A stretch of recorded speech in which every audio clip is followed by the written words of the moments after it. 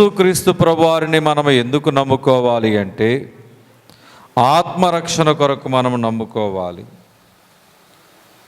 తరువాత శరీర స్వస్థత, ఆత్మీయ స్వస్థత అన్నిటినీ దేవుడు మనకిస్తాడు. తల్లిదండ్రులైన వారు ఏ రీతిగా బిడ్డలైన వారికి మరి వారు హాస్పిటాలిటీ ఏ రీతిగా వారు అకామిడేషన్ కానీ హాస్పిటాలిటీ కానీ వారు ఏ రీతిగా సిద్ధము చేస్తారో ఆ రీతిగానే దేవుడు మనల్ని ప్రేమించి మన నిమిత్తమై ప్రాణము పెట్టిన వాడై ఉన్నాడు. బంగారపు వీధుల్లో తిరిగేటువంటి వాడు మన నిమిత్తమై పాపలోకమునకు వచ్చిన వాడై ఉన్నాడు.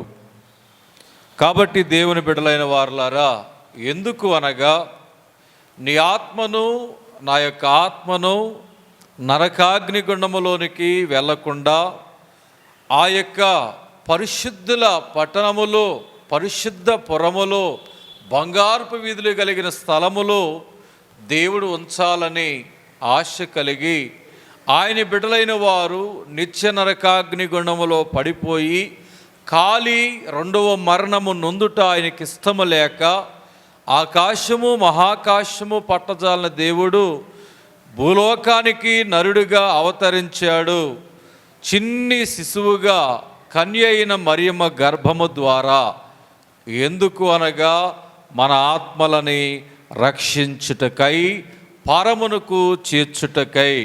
యేసుక్రీస్తు ప్రభువారి ద్వారా మాత్రమే తప్ప ఎవరి ద్వారా కూడా మనము పరలోకానికి, మోక్షమునకు వెళ్ళలేము.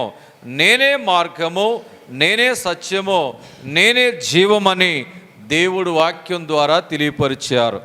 దేవుడు దేనికి మార్గమై ఉన్నాడంటే పరలోకానికి మార్గమై ఉన్నాడు. దేవుడు మానవుడికి ఆయుష్కాలాన్ని అనాది కాలములో 960 సంవత్సరాలు ఆయుష్కాలాన్ని ఇచ్చాడు. అది క్రమక్రమముగా 960 సంవత్సరాలు బ్రతికిన వాడు క్రమక్రమముగా ఆయుష్కాలము కృంగిపోకుంటూ ఎక్కడికి వచ్చిందంటే 120 సంవత్సరాలకు వచ్చింది. కారణము భూలోకములో మానవుల యొక్క పాపము, మానవుల యొక్క దురాక్రమము, అక్రమము విస్తరించుటను బట్టి, బలత్కారము అధికమవుటను బట్టి దేవుడు మానవుడి యొక్క పాపమును బట్టి ఆయుష్కాలమును కుదించుకుంటూ వచ్చాడు. చివరికి దేవుడు మానవుడికి ఇచ్చిన ఆయుష్కాలము ఎంతంటే మానవుని యొక్క ఆయుష్కాలము 70 సంవత్సరములు, అధిక బలముండిన ఎడల 80 సంవత్సరములు. దాని వైభవము దుఃఖము, ఆయాసమే అని దేవుని యొక్క వాక్యము చెప్పబడుతుంది. మనందరికీ తెలుసు లోకోక్తి, పుట్టుట గిట్టుట కొరకే. ఒక రోజున మనం పుట్టామంటే ఏదొక రోజున చనిపోవలసిందే.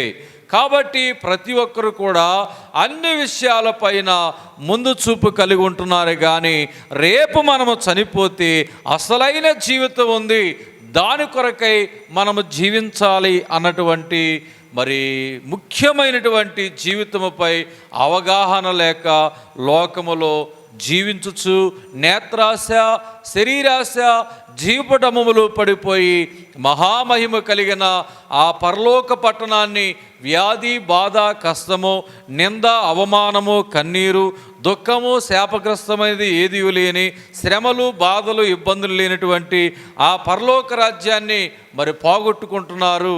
చూడండి, చాలామంది కూడా శరీరాశ, నేత్రాశ, జీవటములో పడి అవి పోగొట్టుకుంటున్నారు. కాబట్టి దేవుని కలిగి మనం జీవించి మరణించినట్లయితే ఆ యొక్క పరలోక రాజ్యాన్ని మనం పొందుకోగలుగుతాం. కాబట్టి ప్రతి ఒక్కరు కూడా యేసుక్రీస్తు ప్రభువారిని ఎందుకు నమ్ముకోవాలంటే మనము పరలోకానికి వెలుట కొరకై, ఆత్మరక్షణ కొరకై మనమందరము కూడా దేవుడు నమ్ముకోవాలి. పుట్టుట గిట్టుట కొరకే. కాబట్టి అందగాడివైనా, ఆటగాడివైనా, సిపాయివైనా, కసాయివైనా, ఇళ్ల స్థలాలు ఎన్ని కలిగి ఉన్నా, మోటార్ కార్లు ఎన్ని కలిగి ఉన్నా, చదువరువైనా, ఎలాంటి వాడవైనా, ఒక రోజున నీ కాయం మాయమైపోతుంది, మట్టి అయిపోతుంది. మన్నైనది వెనకటి వలె మన్నైపోవునని దేవుని యొక్క వాక్యము చెప్పబడుతుంది. ఎలాంటి వాడవైనా ఒక రోజున నీ శిథిలం అనేటువంటి గుడారం ఏమైపోతుందంటే కూలిపోతుంది. ఒక రోజున ఖచ్చితంగా ఈ భూలోకాన్ని మనము విడిచి మన ఆత్మ వెళ్ళిపోవలసిందే. మనం ఇక్కడే ఉంటాం. చాలామంది కూడా ఎవరైనా కానీ చనిపోయినప్పుడు, మరి పేరు లేనప్పుడు మ్యాథమెటిక్స్లో మరి ఏమంటారంటే సో అండ్ సో ఎక్స్ అంటారు. సో అండ్ సో ఎక్స్ అనేటువంటి వ్యక్తి చనిపోయాడు అనుకోండి, మమ్మల్ని అందరిని విడిచిపెట్టి వెళ్ళిపోయావా, మమ్మల్ని అన్యాయం చేసి విడిచిపెట్టి వెళ్ళిపోయావా అని చాలామంది బాధపడుతుంటారు. ఆ వ్యక్తి అక్కడే ఉంటాడు. ఆ వ్యక్తి ధరించుకున్న వస్త్రాలు అక్కడే ఉంటాయి, ఆ వ్యక్తి ధరించుకున్న ఆభరణాలు అక్కడే ఉంటాయి, అన్నీ అక్కడే ఉంటాయి. కానీ ఆయనలో ఉన్నటువంటి ఆత్మ బయటికి వెళ్ళిపోయింది. దేవుడు త్రియేకుడు, త్రైకుడు, త్రిత్వమై ఉన్నాడు. ఆయన తండ్రి, కుమార, పరిశుద్ధాత్మ దేవుడై ఉన్నాడు. కాబట్టి దేవుడు త్రిత్వమై ఉన్నాడు. ప్రతిదీ కూడా త్రిత్వముగా దేవుడు సాధ్యమైనంత వరకు ఆ క్రమములో నడిపించాడు. గమనించినట్లయితే ఉదాహరణగా సృష్టిలో ఒక కోడిగుడ్డునే మనం చూస్తాం. పైన తెల్ల పెంకు, లోపల తెల్లటి సోన, ఆ లోపల పసుపు సోన. త్రిత్వము, త్రియేకత్వము, త్రైకుడు. దేవుడు తండ్రి, కుమార, పరిశుద్ధాత్మ వలె ఉన్నాడు. మానవుని యొక్క శరీరమును మనం గమనించినట్లయితే ప్రాణము, ఆత్మ, శరీరము, ప్రాణాత్మల శరీరం అంటారు. దీన్ని ఏమంటారు చెప్పండి? ప్రాణాత్మల శరీరమై ఉన్నాం. అందుకే మనము సజీవముగా జీవించుచున్న వారమై ఉన్నాం. కాబట్టి దేవుని బిడ్డలైన వారులారా, ఈ ప్రాణాత్మల శరీరములో ఈ ఆత్మ వెడలిపోయినప్పుడు, అది ప్రాణం పోయి ఆత్మ బయటకు వచ్చినప్పుడు ఈ యొక్క శరీరం ఏమైపోతుంది? శిథిలమైపోతుంది. ఏమైపోతుంది చెప్పండి? శిథిలమైపోతుంది. వెండి త్రాడు విడిపోనట్లుగా ఇక్కడ ప్రాణాత్మల శరీరము కూడా చూడండి ఇక్కడ విడిపోతాయి. ఈ యొక్క శిథిలమైనటువంటి దేహము, ఇక్కడ ఈ యొక్క మానవ దేహం ఏమైపోతుందంటే, ఈ గుడారం ఏమైపోతుందంటే శిథిలమైపోతుంది. మన్నైనటువంటి దేహము మన్నైపోతుంది. ప్రసంగి గ్రంథము 12వ అధ్యాయము 7వ వచనంలో చూసినట్లయితే, మన్నైనది వెనకటి వలె మన్నైపోవును, ఆత్మ దాన్ని అనుగ్రహించిన దేవుని యొద్దకు చేరును. మొన్నైనది వెనకటి వలె మొన్నైపోవును, ఆత్మ దానిని అనుగ్రహించిన దేవుని యొద్దకు చేరునని దేవుని యొక్క వాక్యం ప్రసంగి గ్రంథం 12వ అధ్యాయం 7వ వచనం చూస్తాం. చాలామంది కూడా ఇలా చనిపోయావు, మమ్మల్ని అందరినీ అన్యాయం చేసి విడిచిపెట్టి వెళ్ళిపోయావు అంటూ ఉంటారు. ఆ మనిషి ఎక్కడికి వెళ్ళడు, ఆ మనిషిలోని ఆత్మ వెళ్ళిపోయింది. రెండు దారులు. ఒకటి పరలోకం, ప్రభువును కలిగి చనిపోతే పరలోకం. ప్రభువు లేకుండా మనము చనిపోతే పాతాళం. కడవరి తీర్పయ్యాక నిత్య నరకాగ్నిగుండం. దానినే రెండవ మరణము అన్నారు. నిత్య నరకాగ్నిగుండంలో పడిపోతే మన ఆత్మకి ఏం కలుగుతుందంట? రెండవ మరణం. శరీర మరణము అందరికీ వస్తుంది, ఆత్మ మరణము అందరికీ రాదు. ఆత్మ మరణం, ఆత్మ జీవించునని దేవుని యొక్క వాక్యం చెప్తుంది. కాబట్టి ఆత్మ మరణం అందరికీ రాదు.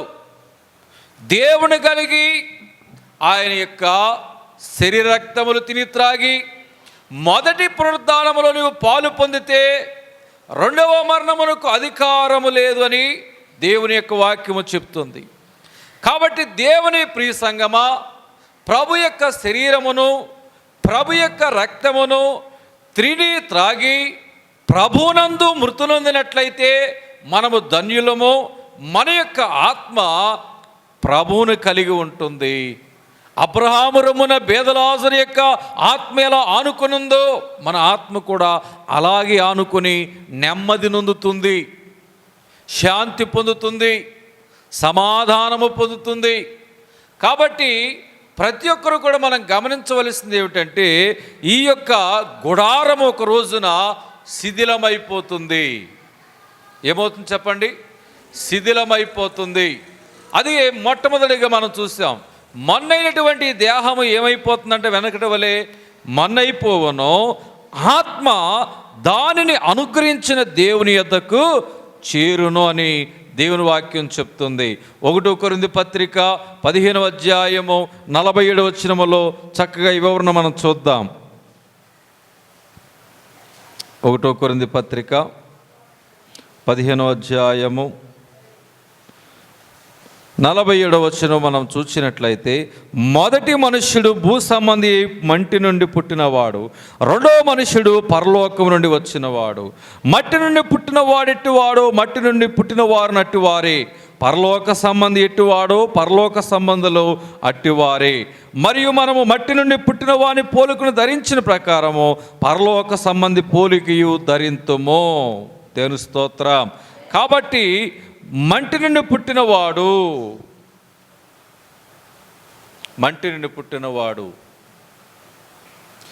తర్వాత పరలోకము నుండి పుట్టినవాడు దేహములు, శరీర దేహము. రెండవది పరలోకమును పుట్టినవాడు అక్షయ దేహము. ఇంకా శిథిలమైపోయే గుడారము గురించి దేవుడు వివరణిస్తున్నాడు బైబిల్ గ్రంథములో. ఏబు గ్రంథము 33:19. శిథిలమైపోయే ఈ మానవ యొక్క దేహము గురించి దేవుడు వాక్యరీతిగా తెలియపరుస్తున్నాడు. ఏబు గ్రంథము 33వ అధ్యాయము 19వ వచనం. వ్యాధి చేత మంచమెక్కుట వలనను, ఒకని ఎముకలలో ఎడతగిన నొప్పులు కలుగుట వలన వాడు శిక్ష నందును. దేవుని స్తోత్రం. వారి శరీర మాంసము క్షీణించిపోయి వికారమగును, బయటికి కనబడకుండిన ఎముకలు పైకి పొడుచుకుని వచ్చును. వాడు సమాధికి సమీపించును, వాని ప్రాణము సంహారుల యొద్దకు సమీపించును. దేవుని స్తోత్రం, దేవుని స్తోత్రం. కాబట్టి వారి శరీర మాంసము క్షీణించిపోతాయి. ఏమవుతాయి అంట? శిథిలమైపోయే గుడారం గురించి దేవుడు చెప్తున్నాడు. వారి శరీర మాంసంలో ఏమవుతాయి అంట? క్షీణించిపోతాయి ఒక రోజున. ఇవాళ ఉన్న ఆరోగ్యం రేపు ఉంటుందా? ఇవాళ ఉన్న కంటి చూపు రేపు ఉంటుందా? క్రమక్రమముగా ఈ యొక్క శిథిలమైపోయే గుడారము ఏమైపోతుందో చూడండి, క్షీణించిపోతుంది. ఒక రోజుకి ఏమైపోతుందంట? క్షీణించిపోతుంది. ఒకానొక దేశములో ఒక అందమైనటువంటి రాణి ఇప్పుడు కూడా నేను ఇలాగే ఉండాలి అనుకునేదంట. దేని స్తోత్రం. నాకేమిటి, నేను చాలా అందముగా ఉంటానని చాలా అతిశయించేదంట. వయసు పెరిగే కొద్దిగా కాలానుగుణముగా ఏమవుతాయంటే వయసును బట్టి ఆ శరీరములో మార్పు జరుగుతుంది. మార్పు కలిగి ఆ శరీరములో ముఖము మీద శరీరము యొక్క చర్మము ముడతలు పడటం ఆరంభమవుతుంది. ఆ ముడతలు పడేపాటికి ఆ ముడత పడగానే ఆ మనిషిని ఏమంటున్నారు? ముసలోడు. ఏమంటున్నారండి? ముసలోడు. కాబట్టి ఈ యొక్క ముడతలు పడగానే ఆమె రూపాన్ని ఆమె చూసుకోలేక సైనైడ్ తాగి చనిపోయింది. దేవుని స్తోత్రం. ఆమె అనుకుంది యవన కాలమే జీవితం అనుకుంది, ఈ రూపమే జీవితం అనుకుంది, ఇంకా అందమైన జీవితం ఉంది. చాలామంది కూడా సూసైడ్ అటెంప్ట్ అనేది చాలా ప్రమాదకరమైంది. పిరికివారు దేవుని రాజ్యానికి వారసులు కానేరని దేవుని యొక్క వాక్యం చెప్తుంది. చాలామంది భూలోకంలో శ్రమలు, వ్యాధులు, బాధలు, నిందలు, అవమానాలు, కష్టాలను చూసి చనిపోతే ఈ బాధలని పోతాయి అని చాలామంది కూడా వారి ప్రాణాలు తీసుకుంటానికి ప్రయత్నాలు చేస్తారు. అది పిచ్చితనం, మూర్ఖత్వం, చేతగానితనం. ఎవరైనా అలాగ చేసినట్లయితే వారు పిరికివారు. అలాంటి వారు దేవుని రాజ్యానికి వెళ్ళరని దేవుని వాక్యం చెప్తుంది. ఎక్కడికి వెళతారంటే నిత్య నరకాగ్నిగుండంలో కాల్చబడతారు. భూలోకములో అనుభవించిన శ్రమల కంటే విస్తరించి శ్రమలు అక్కడ అనుభవించాలి. అక్కడ అగ్ని ఆరదు, పురుగు చావదు, అబ్బా అని ఏడ్చుచుందరు, అబ్బలు ఎవరు కూడా అక్కడికి కానరారు. అంత భయంకరంగా ఉంటాయి నరకములో శ్రమలు. కాబట్టి దేవుని బిడ్డలైనటువంటి వారులారా, శిథిలమైపోయే గుడారం గురించి మనం తెలుసుకుంటున్నాం. కాబట్టి శరీరము ఒక రోజున క్షీణించిపోతుంది. ఏమవుతుంది చెప్పండి? క్షీణించిపోతుంది. క్రమక్రమముగా ఈ శరీరం ఏమైపోతుందంట? బాల్య దశలో నుంచి మరి యవ్వన దశ, మరి చాలా దశలు ఉంటాయి, కౌమార దశ, వృద్ధాప్య దశ. మరి ఈ రీతిగా మన శరీరం అనేది కాలానుగుణముగా వయసును బట్టి క్షీణించిపోతుంది. ఏమవుతుందంటండి? క్షీణించిపోతుంది. అలాగే ఇంకా దేవుడు చెప్తున్నాడు, యోహాను సువార్త 6వ అధ్యాయము, ముందుగా 2 కొరింథీ పత్రిక 4వ అధ్యాయం 16 చూద్దాం. 2 కొరింథీ పత్రిక 4వ అధ్యాయము 16వ వచనములో, కావున మేము ఆధైర్యపడము, మా బాహ్య పురుషుడు కృషించుచున్నను, అంతర్య పురుషుడు దినదినము నూతన పరచబడుచున్నాడు. దేని స్తోత్రం. మేము దృశ్యమైన వాటిని చూడక అదృశ్యమైన వాటిని నిదానించు చూచున్నాము గనక క్షణమాత్రముడు మా చులకని శ్రమ మా కొరకు అంతకంతకు ఎక్కువగా నిత్యమైన మహిమ భారమును కలుగు చేయుచున్నది. కాబట్టి దేవుని బిడ్డలైన వారు ఎంత చక్కటి ఆత్మీయమైన మాట మాట్లాడుతున్నాడు చూడండి. మా బాహ్య పురుషుడు కృషించుచున్నను, అనగా ఈ శరీరము కృషించుచున్నను, ఆంతర్య పురుషుడు దినదినము నూతన పరచబడుచున్నాడు. ఆంతర్య పురుషుడు అనగా మనలోని ఆత్మ. ఏమని చెప్పండి? మనలోని ఆత్మ. కాబట్టి బాహ్య పురుషుడు కృషించిపోతాడు ఒక రోజున ఖచ్చితంగా. ముసలోళ్ళు అవ్వకుండా ఉంటారా? మాకేంటండి, మేము రంగులు వేసుకుంటా, మేము ఎప్పుడు పడుచోలాగా ఉంటాం అనుకుంటే ఉండగలుగుతామా? తలక నువ్వు రంగేయగలుగుతావు కానీ ఆరోగ్యం తెచ్చుకోగలుగుతామా? దేని స్తోత్ర. ఆయుష్కాలను తెచ్చుకోగలుగుతామా? ముడతలు మాయం చేయగలుగుతామా? పొళ్ళును కట్టుకున్నా కానీ మరి పొళ్ళున్నాయని నేను పడుచు వారిని నన్ను అనుకుంటావా? ఒకానొక దినమున నీ కాళ్ళు చేతులు కూడా పట్టేవు. ఏమైపోతుంది? దేహము, ఈ గుడారము క్షీణించిపోతుంది. ఏమవుతుంది చెప్పండి? క్షీణించిపోతుంది. అదే బాహ్య పురుషుడు కృషించుచున్నను, ఆంతర్య పురుషుడు దినదినము నూతన పరచబడుచున్నాడు. అపోస్తలుడైన పౌలు అంటాడు, నేను ఎప్పుడు బలహీనుడనో శారీరకముగా దేవునిలో నేనప్పుడు బలవంతుడినని అపోస్తలుడైన పౌలు అంటాడు. ఇంకా చూద్దాం, యోహాను సువార్త 6వ అధ్యాయము 63వ వచనములో దేవుని వాక్యాన్ని మనం చూస్తున్నాం. శిథిలమైపోయే గుడారం గురించి మనం తెలుసుకుంటున్నాం. ఆత్మయే జీవింపచేయుచున్నది, శరీరము కేవలము నిష్ప్రయోజనము. నేను మీతో చెప్పి ఉన్న మాటలు ఆత్మయు జీవమునయున్నవి కానీ మీలో విశ్వసించని వారు కొందరున్నారని వారితో చెప్పాను. విశ్వసించని వారెవరో తన్ను అప్పగింపబోడు వాడెవడో మొదటి నుండి యేసునకు తెలియను. చూసారా? శరీరము జీవించునా, ఆత్మ జీవించునా? ప్రాణము, ఆత్మ, శరీరం. కాబట్టి వీటిలో జీవించేదేది? దేవుని వాక్యం ఉంటుంది, ఆత్మయే జీవింప చేయుచున్నది, శరీరము కేవలము నిష్ప్రయోజనము. మనలో ఆత్మేనంట జీవించేది, మనలో ఆత్మే జీవించేది, శరీరము నిష్ప్రయోజనము. నేను మీతో చెప్పిన మాటలు ఆత్మయు జీవమయున్నవి కానీ, మీతో చెప్పిన మాటలు ఆత్మయు జీవమై ఉన్నవి. కాబట్టి దేవుని బిడ్డలైన వారలారా, వాక్యమనే ఆహారము తినని ఎడల మీ ఆత్మకు బలము లభించుట ఎట్లు? ఈ ఆత్మ జీవించాలి. మనం చనిపోయిన తర్వాత ఎన్ని భోజనాలు పెట్టినా కానీ మన ఆత్మకు శాంతి సమాధానం కలగదండి. భూలోకములో మనం బ్రతికి ఉండగా ప్రభువుని అంగీకరించి నీటి మూలముగాను ఆత్మ మూలముగాను ముందుగా మారు మనసు పొంది బాప్తిస్మము తీసుకోవాలి. ప్రభుని స్వకీయ రక్షకుడిగా అంగీకరించాలి. ఆయన శరీర రక్తములు త్రాగి మనము ఆయన యొక్క వాక్యం అనే ఆహారమును తినాలి. తిన్నప్పుడు మన యొక్క ఆత్మ ఏమవుతుందండి? జీవిస్తుంది. ఏమవుతుంది చెప్పండి? జీవిస్తుంది. వాక్యాహారము తినని ఎడల నీ ఆత్మకు బలము లభించుట ఎట్లు? బలము లభించుట ఎట్లు? వాక్యం అనే ఆహారం మనం తినాలి. కాబట్టి చదువుకోండి. మేత మేయినట్లుగా పశువులు మనము కూడా వాక్యమును మేయాలి. చదువుకునుట ద్వారా మేయగలుగుతాం, వినుట ద్వారా మేయగలుగుతాం. దేవుని యొక్క వాక్యము బ్రతికిస్తుంది. ఏం చేస్తుంది చెప్పండి? బ్రతికిస్తుంది. అది బాధలలో నెమ్మదినిస్తుంది. కాబట్టి అమ్మగారికి బోధించేవారు ఎవరు లేరు ఆ కాలంలో. వాక్య జ్ఞానం లేదు. ఇర్మియా గ్రంథము తీసి చదివితే ఇర్మియా ప్రవక్త వచ్చి బోధించినట్టుగా ఉండేదట. అయ్యా, నా దగ్గరికి ఎవరు బోధకులు లేరు, వచ్చి చెప్పేవారు లేరు. ఇప్పుడు పిలిస్తే 10 మంది వస్తారు.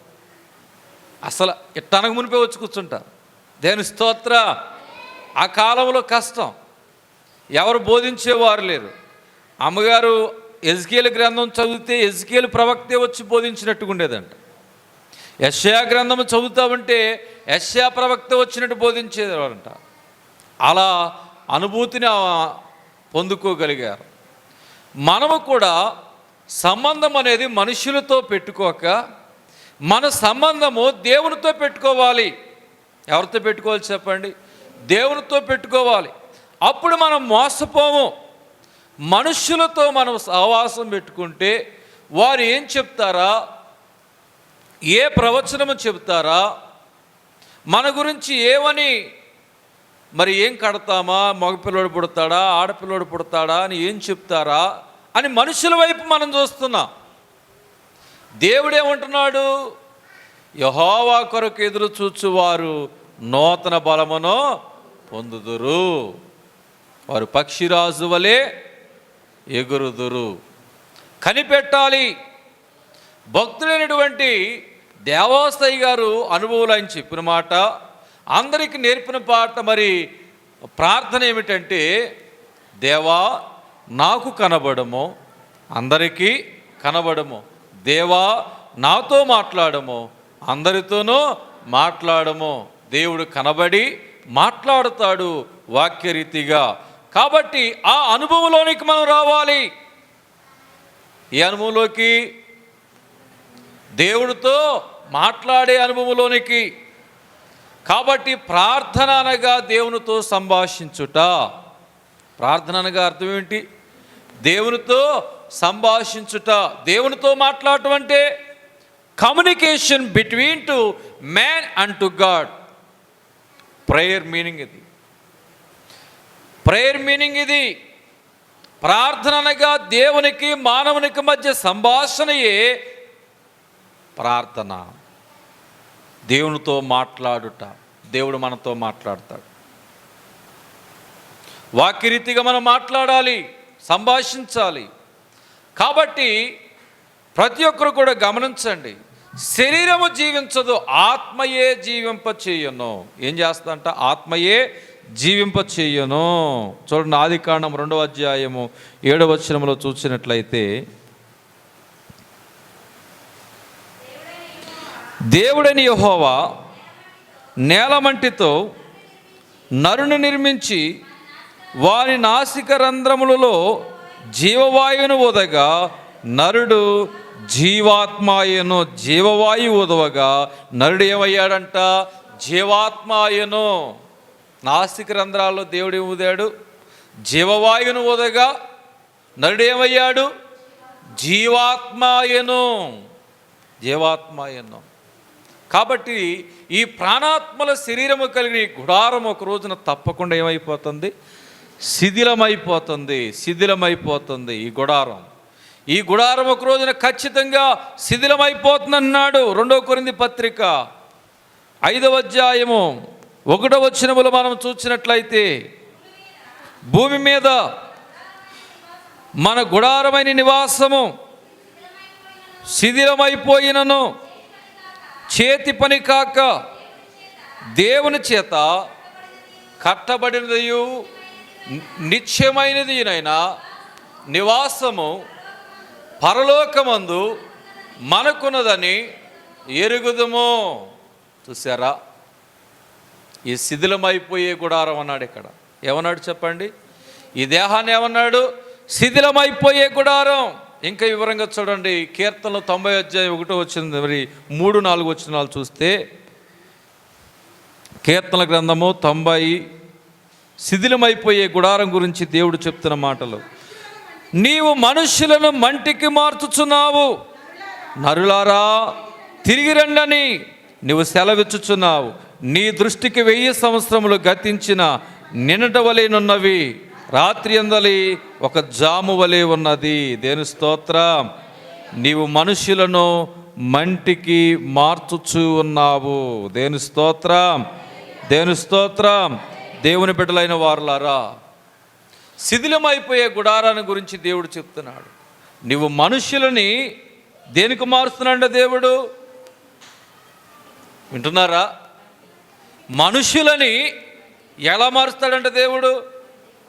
మంటికి మార్చుతున్నాడు. ఇవాళ పట్టుపరుపు పైన పడుకుంటున్నావు, రేపు మట్టి పరుపు పైన. దేని స్తోత్రం. ఇవాళ మంచమని 4 కోళ్ళ మీద పడుకుంటున్నావు, రేపు 4 భుజాల మీద పడుకుని మట్టి పరుపు పైన సమాధి పెట్టిలో పడుకుంటావు. మొన్న అయిపోతావు, ఆ రోజుతో నీ చరిత్ర అయిపోయినట్లు. దేని స్తోత్రం, దేని స్తోత్రం. దేవుడు చెప్తున్న మాటలు ఇవి. గమనించండి, నరులారా నేను మిమ్మల్ని మంటికి మార్చుచున్నాను. ఏమన్నాడు దేవుడు? మంటికి మార్చుచున్నాను. మొన్న అయిపోతాం మనం. ఇంకా దేవుడు చెప్తున్నాడు, మొన్న అయినది వెనకటి వలె మొన్న అయిపోవును. ఆత్మ దాన్ని అనుగ్రహించిన దేవుని యొద్దకు చేరుని ప్రసంగి 12:7 చూసాం.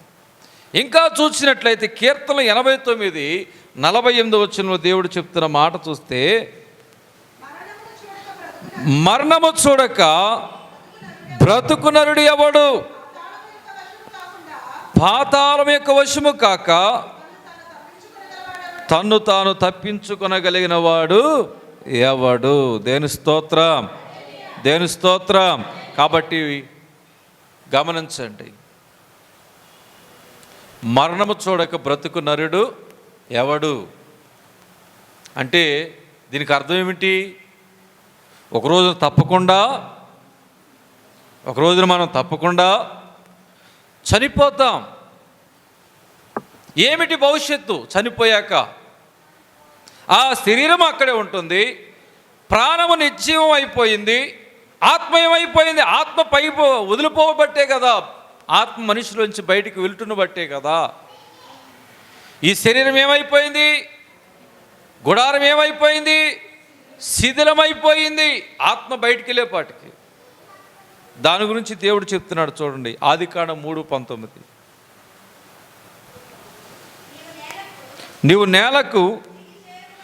నీవు నేలకు తిరుగు చేరు వరకు నీ ముఖపు చెమట కాచి ఆహారం తిందువు. ఏలయనగా నేల నుండి నువ్వు తీయబడితివి, నువ్వు మొన్నే గనక తిరిగి మన్నైపోదు అని చెప్పాను. అసలు ఎంత చక్కగా దేవుడు వివరిస్తారో చూడండి. ఆత్మేమో పరసంబంధమైంది, ఈ శరీరమేమో భూ సంబంధమైంది. కాబట్టి నీవు నేలకు తిరుగు చేరు వరకు, వింటున్నారా? మీరు నేలకు తిరుగు చేరు వరకు నీ ముఖపు చెమట కార్చి ఆహారము తిందువు.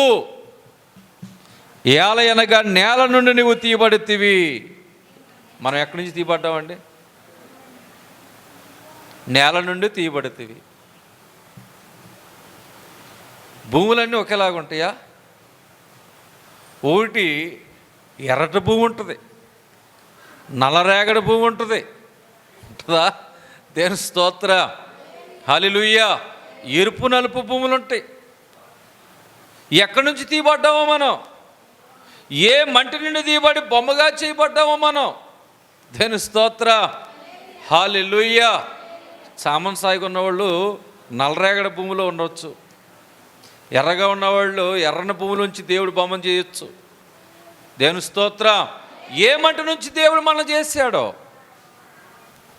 అందుకే నీవు నేలకు తిరుగు చేరు వరకు నీ ముఖపు చెమట కాచి ఆహారం తిందవు.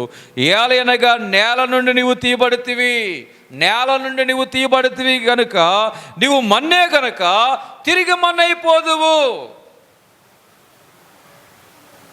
నాన్న అమ్మ అని ప్రేమ కలిగి, నా భార్య అని ప్రేమ కలిగి ఇంట్లో ఉంచుతారా? నిన్ను చనిపోయాక ఉంచుతారా? కొన్ని గంటల వ్యవధిలో తీసి బయటపడేస్తారు. మంచి సంపాదించుకుంటే చక్కగా జాగ్రత్తగా శుద్ధి చేసి గొయ్యి తీసి పాతి పెడతారు. లేక మంచి సంపాదించుకోకపోతే కుక్కను గనక గోడ అవతల ఎలా పడేస్తామో అలా పడేస్తారు. మంచికి చెడుకున్నటువంటి సంబంధం ముగింపు అలా ఉంటుంది. మంచి సంపాదించుకుంటే ఒక మనిషిలాగా తీసుకువెళ్ళి చక్కగా గౌరవంగా, దేవునికి మహిమకరంగా, కుటుంబానికి గౌరవంగా, సంఘానికి మంచి పేరు వచ్చేలాగన చావు ద్వారా మహిమ కలిగినట్లుగా జాగ్రత్తగా తీసుకెళ్ళి గౌరవంగా ముగింపు కార్యక్రమాలు చేస్తారు. లేదనుకో, కుక్క చనిపోతే ఏం చేస్తాం? తీసి గోడ పక్కన పడేస్తాం. దేవుని స్తోత్ర. హల్లెలూయా. హల్లెలూయా. ఒక భక్తుడు చెప్పాడు, లోకధర్మము తెలిసిన వాడికైనా ఒక రోజున కాలధర్మము తప్పదు. మనం చనిపోతే కాటి కాపురి కూడా ఏడ్చేలాగా ఉండాలట. మన మరణం అంతటి ప్రేమని మనం సంపాదించుకోవాలి. భూలోకములో మనం చనిపోయాక కూడా బ్రతుకుండేలాగా మనం జీవించాలి అని భక్తులైన వారి అనుభవంలో తెలియపరుస్తున్నారు. చాలామంది చనిపోయాక వారిని జ్ఞాపకమే చేసుకోరు. కానీ కొంతమంది చనిపోయినను కానీ జ్ఞాపకము చేసుకుంటారు. వారు బ్రతికే ఉంటున్నారు. ఎందుకంటే వారి సాక్ష్యము గొప్పది, వారి జీవితము గొప్పది, వారి క్రియలు గొప్పవి. దేవుని స్తోత్రం. దేవుడు చెప్పిన మాట అదే, సుగంధ తైలము కంటే మంచి పేరును మీరు సంపాదించుకోవటం మేలు. ఏది నీ వెంట రాదు. తల్లి గర్భములో నుండి వట్టి చేతులతో నీ వచ్చావంటున్నాడు దేవుడు. తల్లి గర్భములో నుండి వస్తూ ఏమీ తేలేదు, ఏమీ మనమంట తీసుకుని పోలేమో. కానీ మన వెంట వచ్చేవేమిటి? ప్రకటన 22:10 వాని క్రియలు వాని వెంట వచ్చును. భూలోకంలో ఎవరికైనా పెట్టింది, స్వార్థము లేకుండా ఆశించకుండా పెట్టింది, చేసింది, ఇచ్చింది, లాభము లేకుండా నువ్వేమేం చేస్తావో అవన్నీ క్రియలుగా వస్తాయి. దేవుని కొరకు నువ్వు చేసిన క్రియలు. దేవుని స్తోత్ర. దేవుడు చెప్పినటువంటి నడవడి ప్రకారంగా జీవించిన జీవితం, ఇట్టి క్రియలను మనం సంపాదించుకుంటే ఆ క్రియలకు తగ్గ ప్రతిఫలము దేవుడు పరలోకమందు దేవుడు మనకి దాచుంచుతాడు. మన వెంట వచ్చేవి ఏమిటి? నువ్వు ధరించుకున్న బంగారం ఆ ఇంటి గుమ్మం దాకా ఉండేస్తారు. దేవుని స్తోత్రం. కొంతమంది పెట్టెలో పెట్టే వరకు ఉంచుతారు, కొంతమంది గోతిలో పెట్టే వరకు ఉంచుతారు. నువ్వు ధరించుకున్న బంగారం, విలువైన వస్త్రాలు అక్కడి నుంచి మూసేసే వరకు క్షణిక ఆవేశము కాదు, క్షణికములోనే, నిమిషములోనే వెంటనే చెవుకున్న రింగు ముక్క పొడకతో సహా పీకి తీసి జేబులో వేసుకుంటారు. నీ మొక్క పొడక రాదు, చెవి రింగి రాదు, దిద్దులు రావు, ఉంగరాలు రావు, ఇవేమీ రావు. దేవుని స్తోత్ర. హల్లెలూయా. ఒక రోజున నేను భూస్థాపన కార్యక్రమానికి వెళ్ళాను. వెళితే అందరూ అన్ని పని చేసుకున్నారు. కానీ ఆ ముసలమ్మ దగ్గర ఒకటి మాత్రం విలువైంది ఉంది. నేను 12 ఆ సమయానికి వెళ్ళాను. ఎవరో రావాలంటున్నారు. సరే వచ్చే వరకు కూర్చుందామని కూర్చున్నా. కూర్చుంటే ఈ మనరాలు మొహం మీద చేతులు పెట్టేసి మొఖం ఇట్ట పెట్టి ఓ ఏడుస్తుంది. ఎంతసేపు చూసినా ఏడుస్తూనే ఉంది. కారణం ఏంటి చెప్పండి? మొహమే పడి చేతులెట్టు పెట్టి అంటుంది. ఏంటంటే ముక్కులో ఉన్న పుడకను తీస్తుంది. అది రాట్లా. దేని స్తోత్రం. తీస్తుంది బంగారపుది. ఎంత తిప్పినా రాట్లా. తన అన్నయ్య అయిన వాడు ఒకడు చూసి, అమ్మా ఎందుకు అంత ఇబ్బంది పడతావు, మన ఇంటికాడ సన్న ముక్కుది కట్టింపులేరని తెస్తానన్న వెళ్ళాడు. తీసిరా అన్నయ్య అంది. ఏడ్చింది. కట్టింపులేరు పట్టుకుంది. ఇటు పెట్టిన ఇటు తిప్పారు, వచ్చేసింది. ఇదిగో అమ్మా అని చేతిలో పెట్టారు. అట్ట పట్టుకుంది, పక్క వచ్చేసిందండి.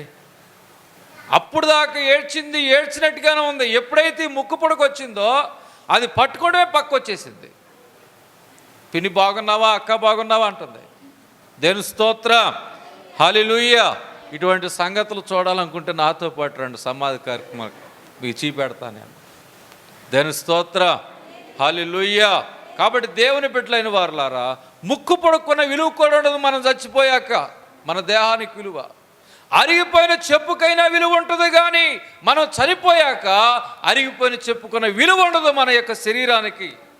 దేవుని స్తోత్రం, దేవునికి స్తోత్రం.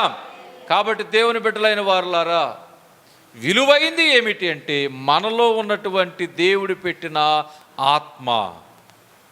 ఈ ఆత్మకి విలువ. కాబట్టి ఈ ఆత్మను మనం కాపాడుకోవాలి, ఈ ఆత్మని రక్షించుకోవాలి. ఆత్మరక్షణ కొరకై దేవుడు నమ్ముకోవాలి. యేసు అనగా అర్థం ఏమిటంటే రక్షకుడు. ఏంటి చెప్పండి? రక్షకుడు. ప్రజలను తన పాపముల నుండి రక్షించడానికి దేవుడి లోకములోనికి వచ్చాడు. ఆత్మలను నరకాగ్నిగుండములో పడిపోకుండా కాపాడడానికి, రక్షించడానికి దేవుడి లోకములోనికి రక్షకుడిగా వచ్చాడు. ఆయన ద్వారా తప్ప మరి ఎవరి ద్వారా మన ఆత్మకి ఏమీ లేదంటే రక్షణ లేదు. దేవుని స్తోత్రం. కాబట్టి దేవుని బిడ్డలైన వారులారా, మరణించిన తర్వాత మరి మన జీవితం ఏమిటి, మరణించిన తర్వాత మన భవిష్యత్తు ఏమిటి? ఇర్మియా గ్రంథము 8:4 కొన్ని విషయాలు దేవుడు తెలియపరిచాడు. ఇర్మియా గ్రంథము 8:4 మరి యెహోవా ఇలాగ సెలవిచ్చుచున్నాడు, వారితో చెప్పుము, మనుషులు పడి తిరుగు లేవకుందురా, తొలగిపోయిన తర్వాత మనుషులు తిరిగి రారా. దేవుని స్తోత్రం. యెషయా 26:19. యెషయా గ్రంథము 26:19 చూస్తే, మృతులైన నీ వారు బ్రతుకుదురు, నా వారి శవములు సజీవములగును. మంటిలో పడి ఉన్న వారులారా, మేలుకొని ఉత్సాహించుడి. నీ మంచు ప్రకాశమానమైన మంచు భూమి తనలోని ప్రేతలను సజీవులుగా చేయను. కాబట్టి దేవుని ప్రియులైన వారులారా, మరణించిన తర్వాత జీవితము గురించి దేవుడు చెప్తున్నాడు. మరణించిన తర్వాత జీవితం, భవిష్యత్తు ఏమిటి ఇంకా మీకు వివరంగా తెలియాలంటే, ఇంకా వివరంగా మరణించిన తర్వాత మన భవిష్యత్తు ఏమిటి? ప్రభువును కలిగి మనం చనిపోయినట్లయితే, బాప్తిస్మము తీసుకుని మనం చనిపోయినట్లయితే, మొదటి పునరుద్ధానములో పాలు పంపులు పొంది మనం చనిపోయినట్లయితే, ఆయన శరీరక్తములు తిని త్రాగి చనిపోయినట్లయితే, మనం చనిపోయాక భవిష్యత్తు ఎలా ఉంటుంది? సమాధి చేయబడ్డాక చూడండి, 1 తెస్సలోనిక 4:13. సహోదరులారా, అందరూ తీయాలి. 1 తెస్సలోనిక 4:13. సమాధి చేయబడ్డాక మరణం తర్వాత మన భవిష్యత్తు ఏమిటి చూడండి. సహోదరులారా, నిరీక్షణ లేని ఇతరుల వలె మీరు దుఃఖపడకుండా నిమిత్తము నిద్రించిన వారిని గురించి మీకు తెలియకుండుట నాకు ఇష్టము లేదు. దేవుని స్తోత్రం. ఇదేమిటి? మనం మాట్లాడుకుంటుంది మరణించిన వారి గురించి. ఇక్కడ ఏమనుంది? నిద్రించిన వారి గురించి మీకు తెలియకుండా మాకు ఇష్టము లేదు అంటున్నాడు. లాజరు చనిపోయినప్పుడు సమాధి దగ్గరికి దేవుడు వచ్చాడు. ఇతడు నిద్రించున్నాడే కానీ మరణించలేదు, చనిపోలేదు అన్నాడు. దేని స్తోత్రం. మరణము క్రైస్తవునికి నిద్ర వంటిది. మరణము కాది బాధ, మార్గము విడిచిపోవా. పాపపు త్రాళ్ళు తెంచుకుని, బాధలనే త్రాళ్ళను తెంచుకుని పరిశుద్ధపురమునికేగుట, మార్గమును విడిచిపోవుట. దేని స్తోత్రం. ఇప్పుడు మరణము క్రైస్తవునికి నిద్ర. ఏంటి చెప్పండి? నిద్ర. లాజరు నిద్రించున్నాడే కానీ అతడు చనిపోలేదు, మరణించలేదు. Is sleep. అతడు నిద్రించుచూ ఉన్నాడు. కాబట్టి సమాధి చేయబడిన వారితో మరణించిన తర్వాత మన భవిష్యత్తు ఏంటో, మరణించిన వారికి ఇదిగో నిద్రించిన వారి గురించి మీకు తెలియకుండా మాకు ఇష్టం లేదు. చదువమ్మా. యేసు మృతి పొంది తిరిగి లేచినని మనము నమ్మిన ఎడల అదే ప్రకారము యేసునందు నిద్రించిన వారిని దేవుడు ఆయనతో కూడా వెంట పెట్టుకుని వచ్చును. మేము ప్రభు మాటను బట్టి మీతో చెప్పినది ఏమనగా, ప్రభువు రాకడ వరకు సజీవులమై నిలిచిండు మనము నిద్రించిన వారి కంటే ముందుగా ఆయన సన్నిధికి మనం వెళ్ళాం. ఆర్భాటముతోనూ ప్రధాన దూత శబ్దముతోనూ దేవుని బోరతోనూ పరలోకము నుండి ప్రభు దిగి వచ్చును. క్రీస్తునందుండి, చూసారా, క్రీస్తునందుండి మృతులైన వారు, బాప్తిసం తీసుకుని ప్రభును కలిగి చనిపోయిన వారు, క్రీస్తునందుండి మృతులైన వారు మొదట తిరిగి లేస్తారు. ఆ మీదట సజీవులమై నిలిచిండు మనము వారితో కూడా ఏకముగా ప్రభువుని ఎదుర్కొని వెళ్ళుదుము. దేని స్తోత్రం. హల్లెలూయా, హల్లెలూయా. మనల్ని ఎందుకు సమాధి చేస్తారు? ఎందుకు ఖననము చేయరు? దేవుడు సమాధులలో ఉంచిన వారిని దేవుడు రెండవ రాకడలోకి వస్తాడంట, మధ్యాకాశములోకి. దీనిని ఏమన్నారంటే రెండవ రాకడ అన్నారు. ఆయన మధ్యాకాశములోనికి వచ్చినప్పుడు ముందుగా మృతి పొందిన ఆత్మలు ఆయనతో కూడా వెంట పెట్టుకుని వస్తాడంట. ఆయన మధ్యాకాశంలోకి రాగానే మనం ఏమంటామంటే రెండవ రాకడ అంటాం. లోకం ఏమంటారంటే కలియుగం అంటారు. దేని స్తోత్ర. భాష వేరు కానీ స్థితి ఒకటే. రెండవ రాకడని మనం అంటాం, లోకమేమో కలియుగం అంతం అంటారు. దేవుడు మధ్యాకాశంలోకి వస్తాడు, మృతులైన వారి ఆత్మలు వెంట పెట్టుకుని వస్తాడు.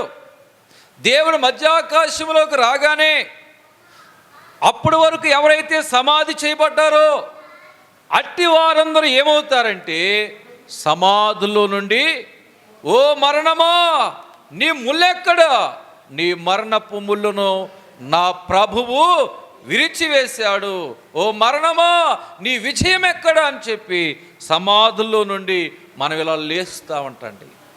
లేస్తూ ఇలా ఎగురుకుంటూ ప్రభుతో వెళ్తాం. ముందుగా దేవుడు మధ్యాకాశంలోకి వస్తే సమాధుల్లో ఉన్నవారు లేపబడతారు. ఎవరు లేపబడతారంటండి? సమాధిలో. తర్వాత ఎవరు ఎత్తబడతారంటే సిద్ధపడిన వారు, సజీవులుగా ఉన్నవారు. ఇప్పుడు సిద్ధపడి వచ్చారు చూడండి. దేవుడే నాకు కావాలని, మరణమైనను శ్రమ అయినను ఇబ్బంది అయినను అని చూడక, దేవుడే నాకు కావాలని సమయమందును అసమయమందు అయినను నాకు దేవుడే కావాలని వచ్చారు. అన్ని విడిచిపెట్టి సిద్ధపడి వచ్చారు మీరు. ఆ దినము సమీపించుకొలది మరి ఎక్కువగా సమాజముగా కూడుకోండి అన్నాడు దేవుడు. సిద్ధపడినటువంటి వారు, సజీవులుగా ఉన్న ఈ అందరూ కూడా ఏమవుతారంటే సమాజముగా కూడుకునే వారందరూ సిద్ధపడిన వారు తర్వాత ఎత్తబడతారు. దేని స్తోత్ర. హల్లెలూయా, హల్లెలూయా. సమాధులు ఉన్నవారు చూడండి, మరణం తర్వాత భవిష్యత్తు ఏమిటి?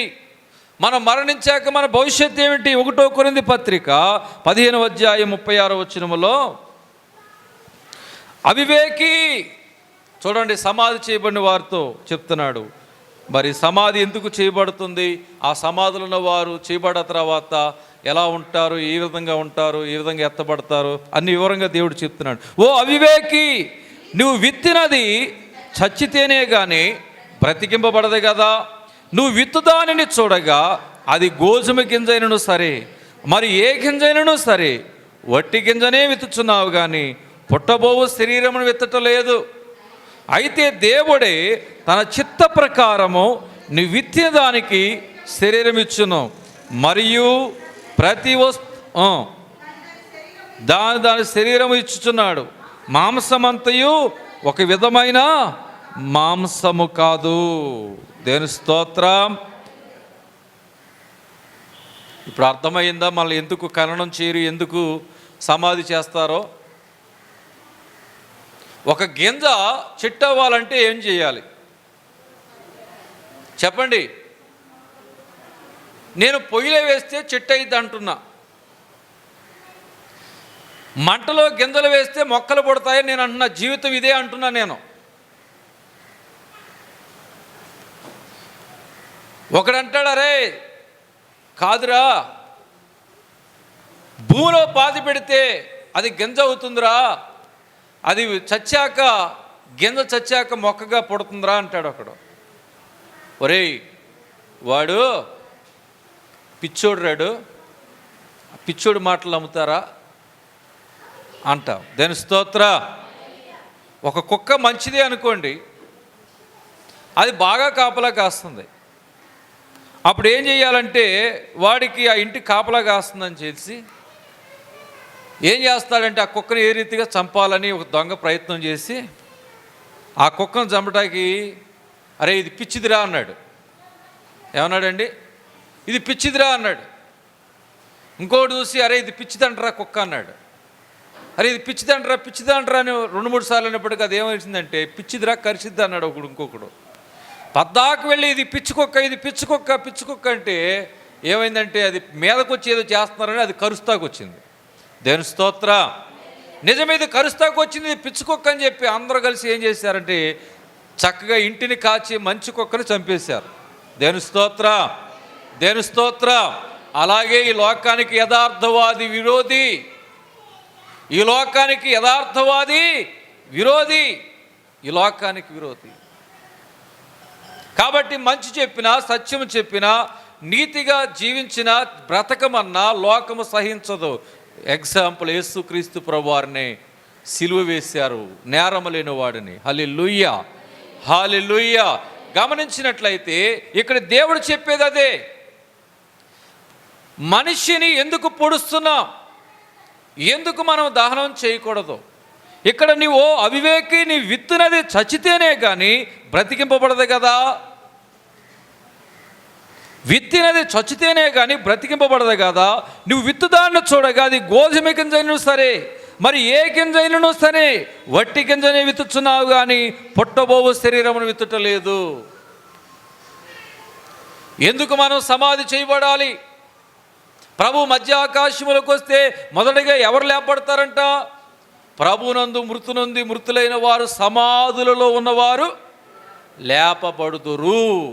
అందుకు క్రైస్తవులు సమాధులు చేస్తుంది. దేవుని స్తోత్ర, హల్లెలూయా. మధ్యాకాశపు 7 ఏళ్ల పెళ్లి విందులో ఉంటారంట వారు. ఏ విందులో ఉంటారు చెప్పండి? 7 ఏళ్ల పెళ్లి విందులో ఉంటారంట. విడవబడిన వారికి 7 ఏళ్ల శ్రమలు, ఎత్తబడిన వారికి 7 ఏళ్ల పెళ్లి విందు. అందుకే క్రైస్తవుని సమాధి చేసేది. అందుకే దహనం చేయరు. లేదు నేను దహనం చేస్తానన్నారు అనుకోండి. ఇప్పుడు చూడండి, ఇక్కడ పిచ్చుకొక్క స్టోరీ చెప్పాను కదా. ఈ గింజన గనక పొయ్యిలో వేస్తే కాలిపోద్రా, మంచిది కాదు, విత్తాలి అన్నాను అనుకోండి. మంచి కుక్కని గనక లోకం ఏం చేసింది? పిచ్చి కుక్కను చేసి ఎలా చంపిందో అలాగే ఈ రకముగా మట్టి చేయాలని ఎవరైనా చెబితే వారిని మేము ఇంతే, మా పద్ధతి ఇంతే, మా నడవడి ఇంతే, మేము ఇలాగే చేస్తాం, మీది మీదే, మాది మాదే అంటారా అనరా? దేవుని స్తోత్ర, హల్లెలూయా, హల్లెలూయా. దేవుని ప్రియ సంగమా, ఒక చెట్టు చచ్చిపోయాకే ఒక తాడి చెట్టు అయినా ఏ చెట్టు అయినా చచ్చిపోయి భూమిలో కలిసిపోయాకే ఏమవుతుందో తెలుసా? అది పుట్టగొడుగులు అవుతాయి. దేవుని స్తోత్ర. భూమిలోంచి పుట్టగొడుగులు ఎలా వస్తున్నాయి? అవి చావబట్టే, ఆ కలప చావబట్టే, ఆ భూమిలో కలిసిపోబట్టే ఏమొస్తున్నాయి అంట? పుట్టగొడుగులు. ఇక్కడ దేవుడు చెప్తుంది అదే. ఓ అవివేకి, నువ్వు విత్తునది చచ్చితేనే కానీ బ్రతికింపబడదు కదా. నువ్వు విత్తుదాన్ని చూడగా అది గోధుమ గింజ అయినా సరే, మరి ఏ గింజ అయినా సరే వట్టి గింజను విచ్చుచున్నావు కానీ పుట్టబోవు శరీరమును విత్తుటలేదు. పుట్టబోవు శరీరం విత్తుటలేదు. దేని స్తోత్రం, దేని స్తోత్రం. కాబట్టి దేవుని బిడ్డలైన వారులారా, మృతుల పునరుద్ధానం అలాగే శరీరము క్షయమైనదిగా విత్తబడి అక్షయమైనదిగా లేపబడును, ఘనహీనమైనదిగా విత్తబడి మహిమ గలదిగా లేపబడును, బలహీనమైనదిగా విత్తబడి బలమైనదిగా లేపబడును. ప్రకృతి సంబంధమైన శరీరముగా విత్తబడి ఆత్మ సంబంధం శరీరముగా లేపబడును. ప్రకృతి సంబంధమైన శరీరం ఉన్నది కనుక ఆత్మ సంబంధమైన శరీరము కూడా ఉన్నది. దేని స్తోత్ర. ఇప్పుడు చెప్పండి, చనిపోయిన తర్వాత జీవితం జీవించాలంటే ఈ యొక్క విత్తనాన్ని ఏంటి చెప్పండి? ఇది విత్తనం. ఈ విత్తనాన్ని పొయ్యిలో వేయాలా, మట్టిలో పాతి పెట్టాలా? చెప్పండి. ఈ విత్తనాన్ని పొయ్యిలో వేస్తే మొలిసిద్దా? ఈ విత్తనం మట్టిలో పాతి పెడితే మొలుస్తుందా? దేని స్తోత్రం. ఇప్పుడు దేని కొరకు మనం ప్రయాసపడాలి? మనము మరణించాక మన దేహం ఏం చేయాలి? సమాధి చేయబడాలి. ఏం చేయబడాలి చెప్పండి? సమాధి చేయబడాలి. దేని స్తోత్రం.